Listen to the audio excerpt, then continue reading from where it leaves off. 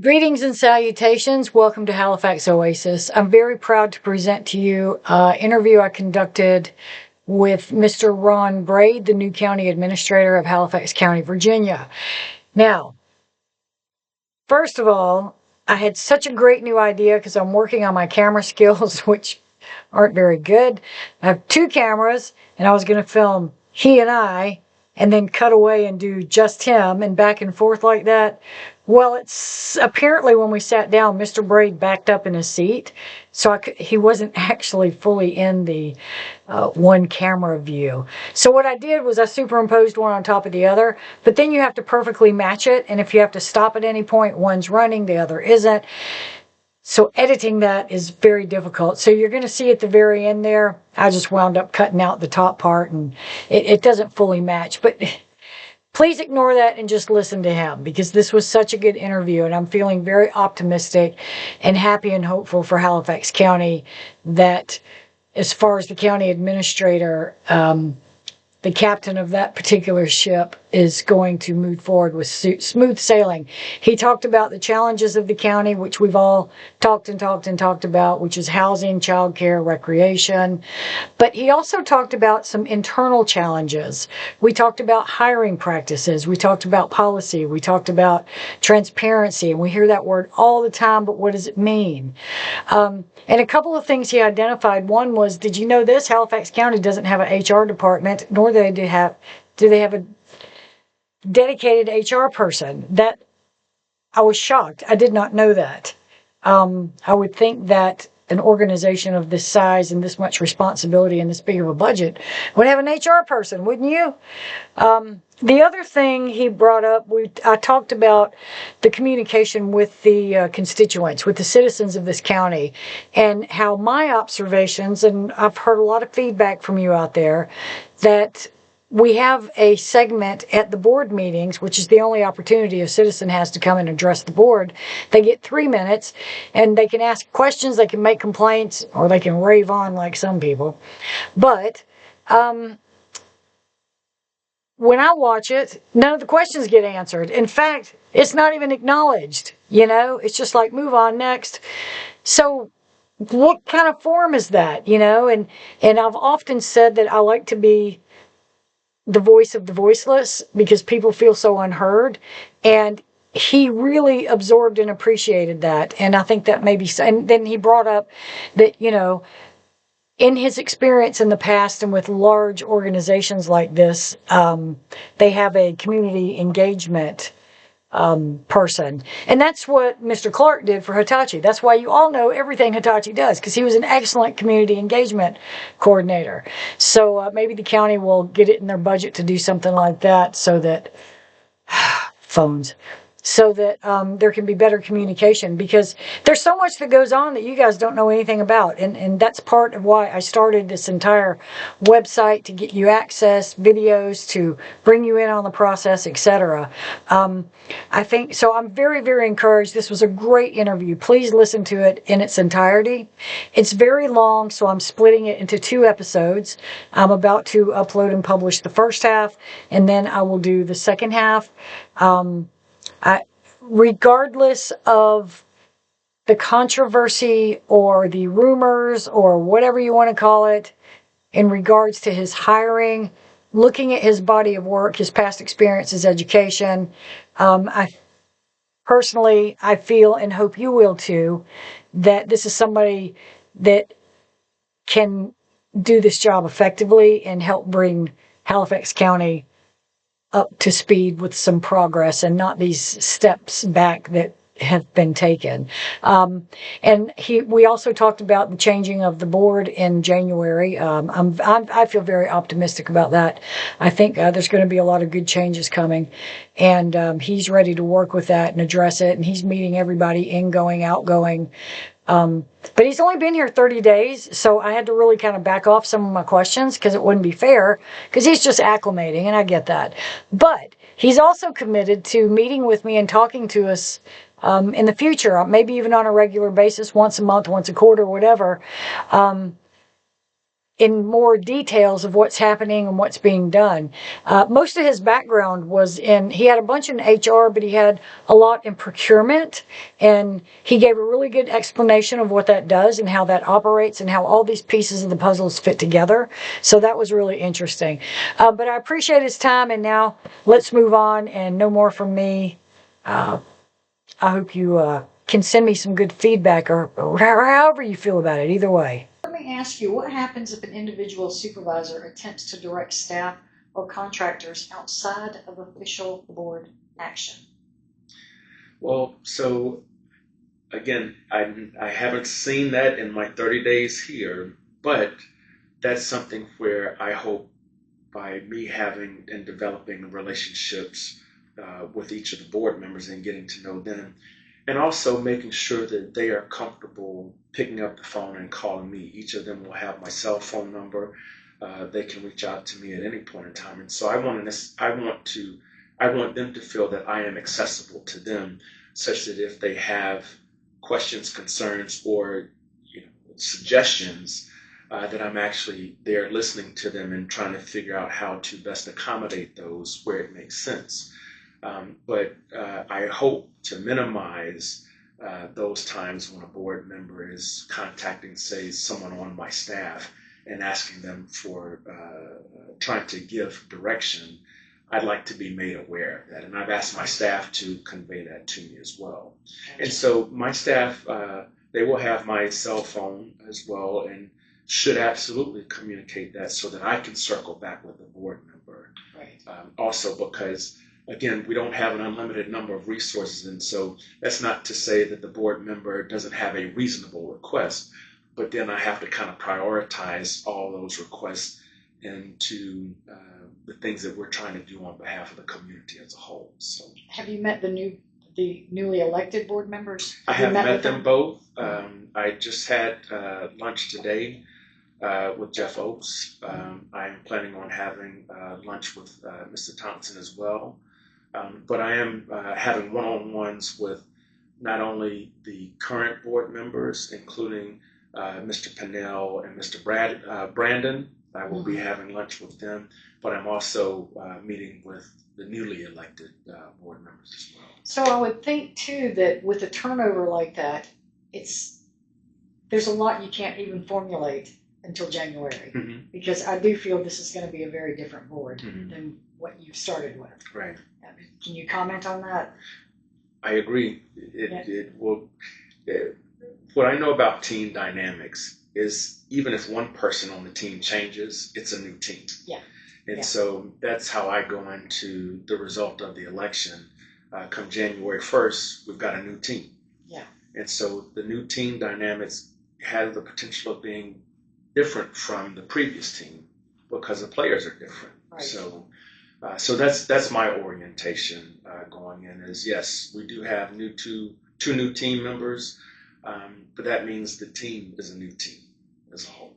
There was a little contention during the election, and I've spoken with the new board members, and they seem to have some good ideas about how to move beyond that and heal. Because everyone I've spoken with seems to have a very good, strong vision for progress for Halifax County. I mean, their heart's in it. They care about it. And that's your first thing. Yes. You know? Well, so that's been my observation as well. Yeah. I think everybody's heart is in the right place. I don't think anybody wants harm to be done to Halifax County. And so as a result, that's why each person's voice is important, to be considered and to listen to. And so it'll be a new team dynamics, and I believe that this new composition of a team will be committed to trying to move Halifax County forward as well. Yeah, and I think they're real committed to researching, not making rash decisions and developing their role. Yeah. But I hope to see in a couple of years a female on your team. I've noticed that too. Yes, I've noticed that too. All right, I want to move on and talk about financial services a little bit. Recently, you were given the authority to contract third-party financial services. Why that instead of building the capacity in-house? So Would love to have that capacity done in-house. I mean, there's no doubt that to have an employee on board providing that capability would be less expensive than having a contractor do that.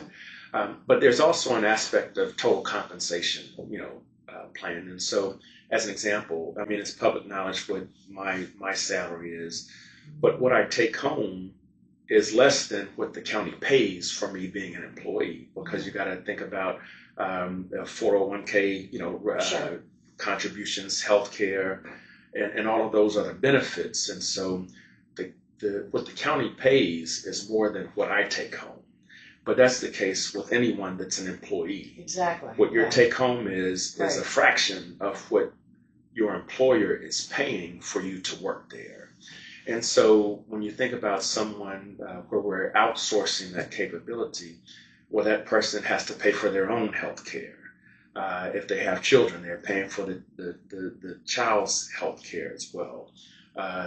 So their salary is more of a loaded rate that takes into consideration all of those things that as an employee of the county is paying for a lot more than what I see.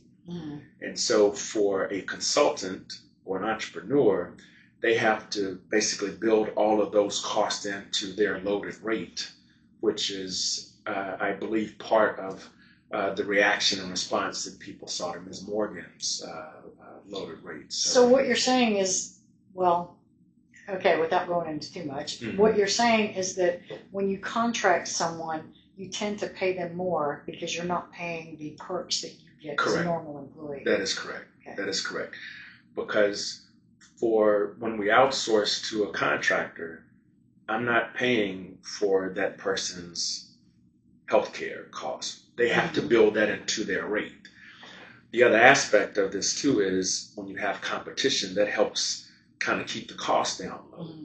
But part of our challenge now for our director of finance is that we are, the last I understood, Halifax County is one of 12 jurisdictions that are trying to hire a finance director. And I think 2 or 3 of those jurisdictions are in urban areas like the Hampton Roads area or Richmond. So we're kind of competing for the talent. Right now, the supply doesn't meet the demand. And so we're in a situation where we're looking for subject matter experts like Ms. Morgan to kind of come on board, because it's been very difficult finding that kind of talent to hire at the salaries that we're willing to pay. So a lot of analysis is still yet to be done in trying to understand how to better position ourselves to be attracted to candidates, capable, strong candidates to apply for our job opportunities that can execute in a way that we need them to execute. Well, traditionally, from my memory and experience, a lot of people are just trained in-house.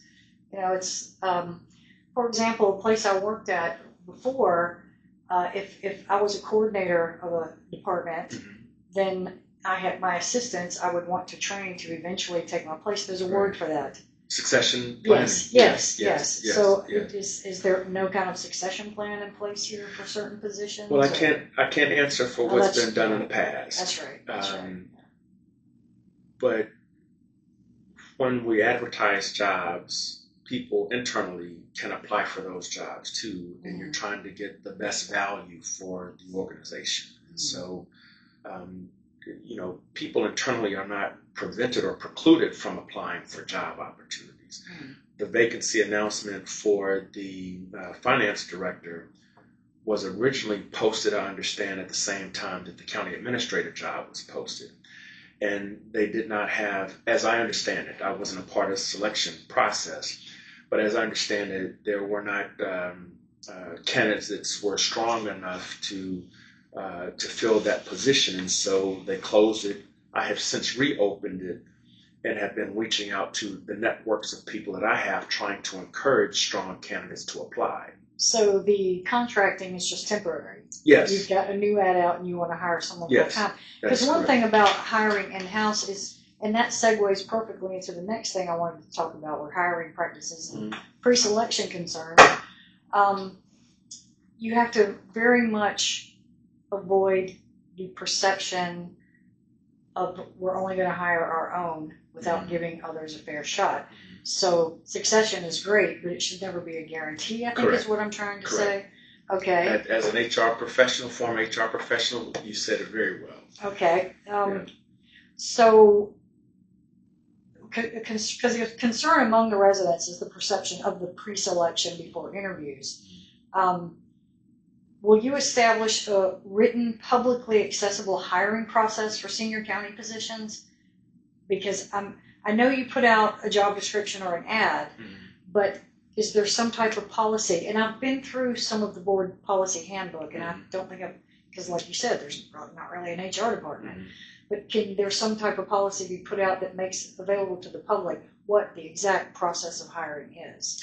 Well, so I don't know that I've ever been in a situation where that process is so prescriptive that it doesn't provide some degree of flexibility. And so, one, I need to understand what the current policy is, right? To see whether there are gaps in the policy or maybe some recommended changes that I might bring forward to make it better. I do think for a public entity, our processes, documented processes, should be transparent to the public, where people would have the opportunity to review those. Let me give you a perfect example. When I first came here to the window, there were two young ladies, and I asked them, oh, are you waiting? Because I don't think I'll be quick. She said, oh no, we're interested. We want to work for the animal department, and we want to put in an application. She said, I don't even know if I'm in the right building. I said, well, did you call? She said, or did you check the website? She said, no, I just called and they said, show up here. And I guess this is, in other words, they had absolutely no idea where to start, what to do, but they had heard there was an opening. They just heard it. Right. So this is what I'm talking about. If anybody says, I want to work for Halifax County, or maybe they have something in the sheriff's department or here, what is a clear path to find the hiring process and know what to expect? That is an example of where how we communicate impacts the customer experience, right? And so I don't know the two ladies that you're referring to, but if someone came in and said, hey, I'm here to apply for a job, it should be fairly easy to know what that is. Typically, and I think we also have on our website jobs, meaning we post our jobs on our website as well. There are opportunities to post beyond that, but we have a jobs link from our website too that lists all of the vacant positions that we have, because we want the general public to know, and if people are interested, we want them to apply. If they aren't interested but know of someone that may be interested, we want them to pass that vacancy announcement on and encourage people to apply. Yes, and this is where you're talking about community relations and engagement. It's almost like you need your own marketing, because I'll give you another example. I'm currently undergoing CDL training at school. Okay. And one of the girls that's training there, she was with Pacific Hardware, a factory here that recently closed. And she said, I don't want to do factory work anymore. I want to do something else. She said, I really kind of would like to get a teaching position, like a parapro or teacher's aide or something, so she can do the bus and that at the same time. She said, but I have absolutely no idea where to start or what to do. I said, well, they have a website and they have posting, but she didn't know. She didn't know. So that's who I'm trying to reach. When I say, how can we, and again, it's just like you said, probably just y'all need some type of better communication with the public. Well, that is just another thing among many things that we can do, I think, to improve our service delivery to the community as a whole. And so there are opportunities. Do you have a big checklist? You ready? It's ongoing. But likewise, at whatever point in time my last day is here, whomever comes in behind me would be looking for, hey, how can we make it better? And so, my view of the world is I'm trying to build on the legacy of those who came before me to try to continuously improve the service delivery to the community that we serve. And so there are going to always be opportunities to improve. Yeah. As human beings, Sure. we should always be looking for opportunities to learn more and improve. As long as we're breathing, there's an opportunity to get better, right? Of course. And so I look at the organization in a similar fashion. There are going to always be opportunities to make it better. And after my last day here, there will still be opportunities to make this organization better. And so I just want to try to help facilitate that culture of looking for continuous opportunities to improve and make it better. Okay. Back to hiring practices. Would you support releasing candidate pool information or public meet and greets of candidates or even recorded final interviews? Yeah. I think it depends on the position. I think the more senior the position is, that I've seen in my previous stops that they would have a tendency to do that. But like during my time in the federal government at NASA, our process was people would apply. We would have a small group of people that would sift through the initial set of resumes to make sure that they're putting forward those most highly qualified. Mm-hmm. And then there would be a panel that would conduct the interview. We did not videotape the interviews. And so I'm not saying I'm opposed to it. I'm just saying, in my experience, I'm not sure I'm aware of any circumstance in which interviews were videoed and then made accessible to the general public. So that's something that is worth looking into. Or even releasing the candidate pool, possibly. I think it's worth looking into. I don't know what the Virginia personnel laws may be that may allow that or, for some reasons prevent that from happening. If you found that a hiring process was improperly influenced, how would you address it? Well, having been a director of HR before, I've seen that. And there are times when you absolutely want to, you should cancel and start over. Mm-hmm. That can be time consuming, but it's also why you want to try to do it right the first time. Right. When you have processes, it's in our best interest to follow those processes because we've been transparent, we make the processes available, so there's a reasonable expectation from the candidates who are applying that we would follow those processes. And so if I were to find out that something was done inappropriately, have to ask the question, do we cancel that particular process and start all over? Is there a way to make an adjustment so that we don't have to start all over from scratch and potentially make an adjustment to continue to move forward? Or if it's a scenario where the candidate pool was not going to be great anyway, there may be reason to just continue on and have a lesson learned and not repeat it in a new process for a different vacancy going forward. So I think that there are a number of different ways to handle a situation where a process may not have been followed the way it should have been. But again, it's not a one-size-fits-all. I think it depends on the circumstances surrounding that particular vacancy or process. Ultimately, you want to try to follow that process that's out there because, again, it goes to the public trust. And so the extent to which you don't follow a process, it's understandable why the public may start to question, well, if you didn't follow the process on this, what else are you not following the process on?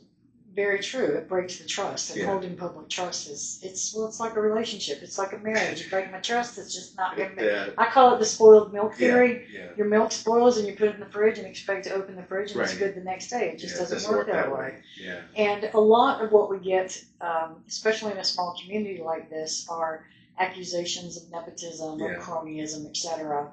Because why is this person in this position? Oh, his brother is the boss, or So I think, and being an HR person, you might answer this better. Like, if someone said, "Why has this person been hired?" when I don't think they're, and you can show them the resume, they do have the qualifications, but then you're delving into privacy issues. Well, so it's a sticky situation. Yeah, so that is true.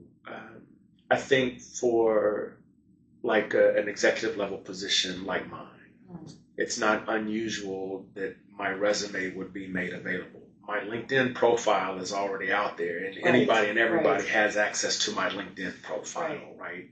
And so I do think that there's probably a level of transparency about the candidates being considered. And you're saying more on the executive level? Yes. Okay, because I know we've all seen someone incompetent in a position because of nepotism or whatever the case may be. With the hiring process, it's never perfect. It is never perfect because we're human beings, and we aren't perfect in the way we do our work. Oh, I'm not saying that the process couldn't recognize the incompetency. I'm saying there was another variable behind the scenes gotcha. that accepted it even though there was the incompetency. Well, I would say for me, it's my desire to have the most competent people on the team as possible, because I'd like to think that I've got all stars on my team. So the more competent people are, the better service we as a team will deliver to our customers.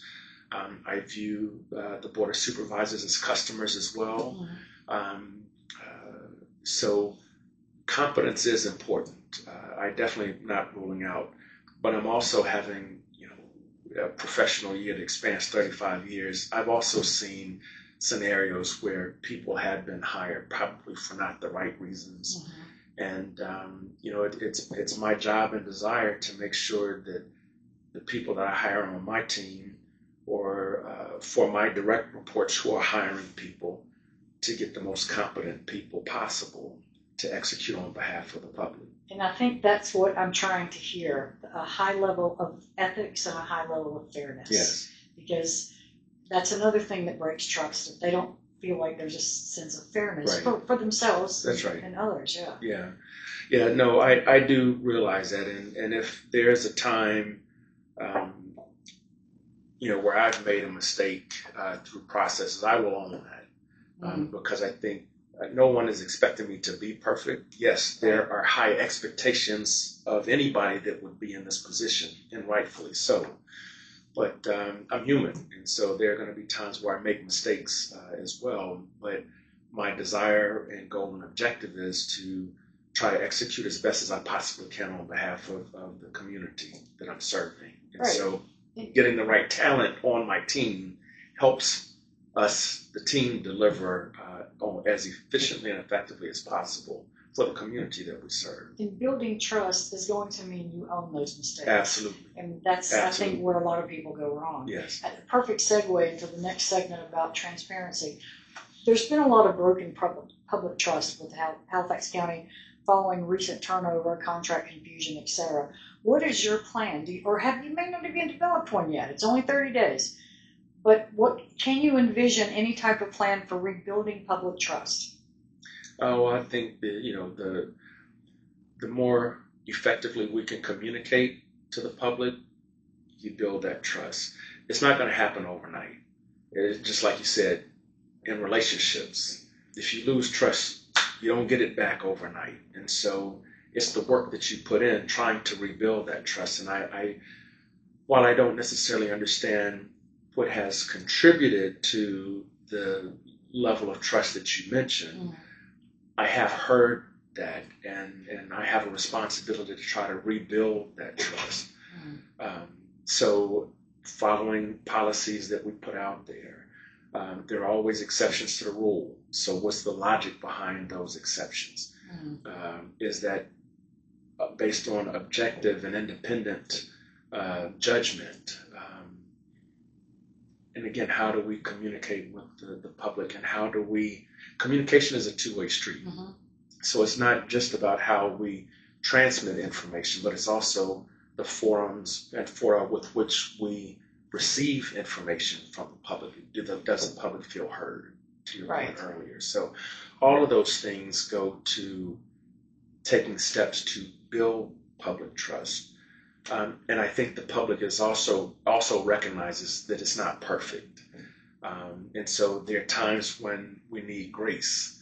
But I think for the public, when you show that you've got the best intentions and you're working toward the good of the whole, the public may be more inclined to give you grace than if the trust isn't there. And so that is part of our responsibility. We get paid by the taxpayer, and so there's a responsibility that we have that the public should feel that they can trust us and how we execute on their behalf. Okay. What role should citizens play in major county decisions moving forward? Now, if I'm repeating myself, forgive me, because I know we talked prior to the interview, but we were talking about the citizens portion of the board meetings, yes, where they come and speak, but it's not addressed, and there was a myriad of things surrounding it, time constraints, how many people there are, what responses you can make at the time, right. Can it be tabled or addressed later? Right. So let's just talk about how citizens can more effectively let their voices be heard, and on the other side, how can the board and the county itself receive that? Well, so I've received some feedback along about that 3-minute window that the public have. Well, each person is allocated 3 minutes, but it takes place early in the Board of Supervisors meeting, where it's basically an open floor where people have the opportunity to express themselves in any way that they so choose within a 3-minute limit.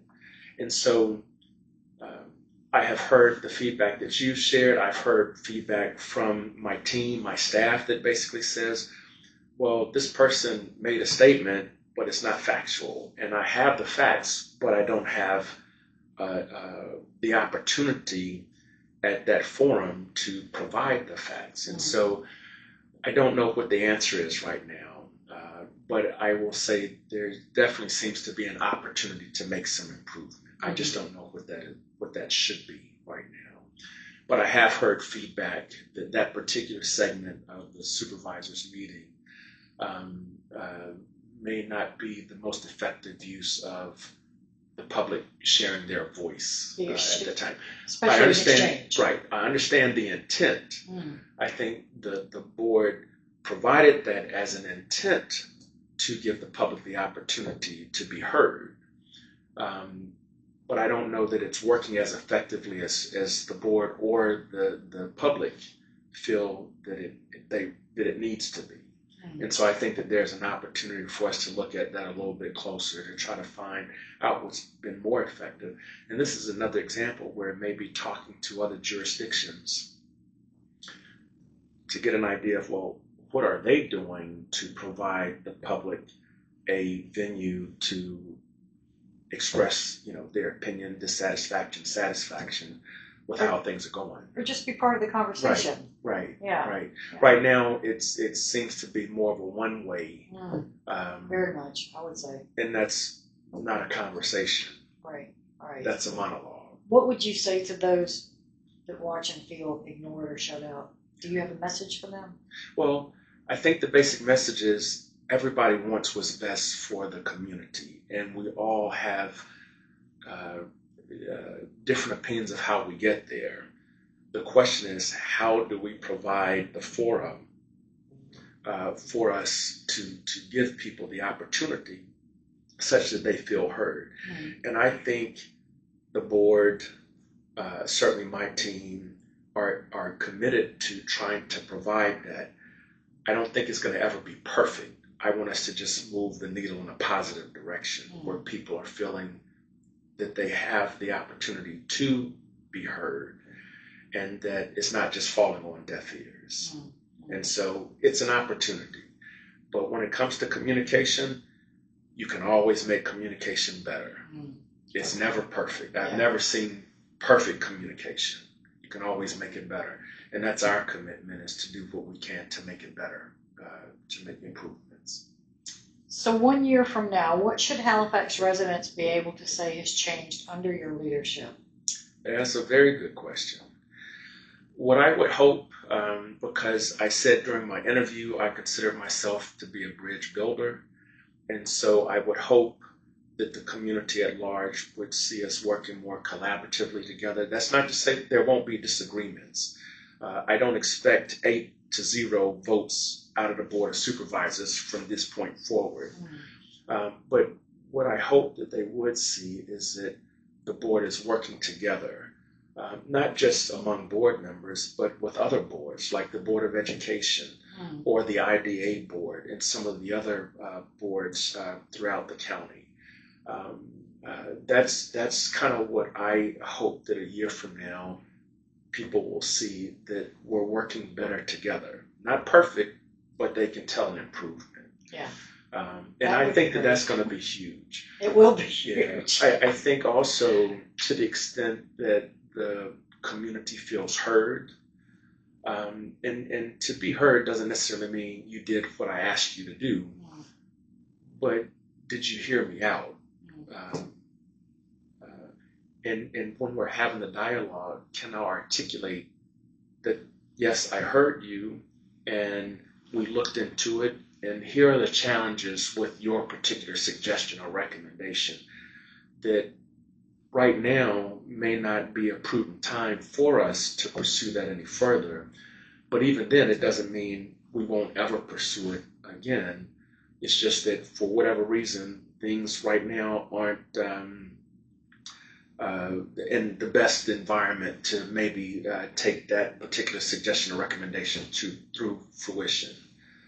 But again, I can say at least I felt heard. Yes. You may not have been able to do what I had suggested, but I felt heard. And that's a big thing, right, to be heard. Yeah. So, all right. Well, that's all the questions I have for you. Do you have any final thoughts you'd like to share with people?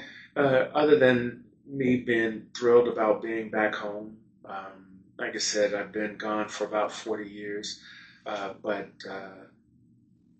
my love for this community has not diminished.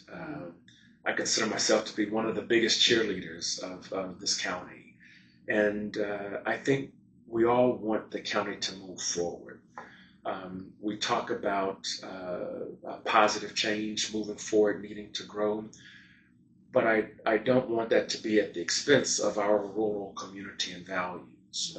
There's something about being a small town community that if you didn't grow up in a small town, or you grew up in an urban area, you don't have the same level of appreciation for what it's like to grow up in a small town where your teachers know you and you're not just a number. You may see your teachers in the grocery store, you may see your teachers at your basketball game or your sports event. It's a community. We see each other, we bump into each other all the time. And so those values, I expect that we absolutely want to retain, but there's also the need to grow.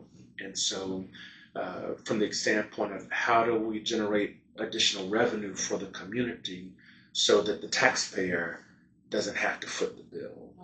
And so there are examples, whether you're talking about Danville in Pennsylvania County or whether you're talking about Mecklenburg, there are examples of how jurisdictions have created revenue that does not include raising taxes, right? And so we have to be open and receptive to what some of those opportunities might be, and give it due consideration and not just dismiss it out of hand just because we don't like it. Right.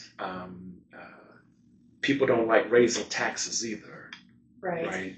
And so there's a balance. And so I hope that as a community we can kind of come together to moving forward and doing what's in the best interest of the community as a whole. And so that's considering things that we haven't considered before. And in some cases it may be revisiting prior decisions because now we have a little bit more information than we did before when we might have said no. And you see Mecklenburg County with the data center that they have, casino in Danville. Right. And so I just want us to be open to the possibility and not just say no for the sake of saying no, but to make decisions that are in line with our community values, but yet also recognizing that we also need resources. We need revenue to deliver the things that people like. And to do that without increasing taxes means we've got to generate revenue through other resources. And so we need to be open to what those other resources look like. Okay, and can I extrapolate that just a hair to something? Because what I'm hearing you, it's like we're kind of on a balancing beam. We want to retain our small town personality and characteristics. And I grew up in a small town, so I understand. Right. Yet we want to embrace progress. And you're talking from an economic standpoint. Yes. Don't you think it's also from sort of a personal, we need to welcome more diversity, we need to welcome more people into this county because people are leaving the county. We want them to come in, but we have to welcome them and embrace that change. Yeah. I think a lot of people are fearful. I do agree with that. And so I think overall it's how do we balance all of that into determining what the Halifax County of the future looks like. Can we still retain those small town values? I think so. Sure. And not change the character of who we are as a community? I think so. We're about, I think, 33,000 citizens in the county now. I'm not sure what the low water mark, but there was certainly a higher population. I think when I was growing up as a kid, it certainly seemed to be a larger population than it is today. And so we can easily go to the data to find out what those comparisons are. But to your point, I think that we have to be open to the possibility. And yes, Hitachi, as an example, is expanding, 800 new jobs. Certainly people are coming. And so I think part of the challenge is when you have people that are coming but they don't live here and they go back, they tend to spend their tax dollars in the jurisdiction where they live. Right. And so we want to have more people living in the community because that also helps, with revenue as well. So I think that there are any number of different options for us to be considering. And there's no one silver bullet that's going to solve the problem of how do we bring about revenue. I think it needs to be a diverse solution. And so people moving in, it may be data centers, it may be solar, it may be more expansions like Hitachi, but it should be diverse. We can't put all of our eggs in one basket because if that one basket goes away, we're really hurting. And then we can look back at the tobacco industry when we were largely dependent or heavily dependent on agriculture, and then the earth shifted, right? And so the Southern Virginia, community has all been impacted by that shift.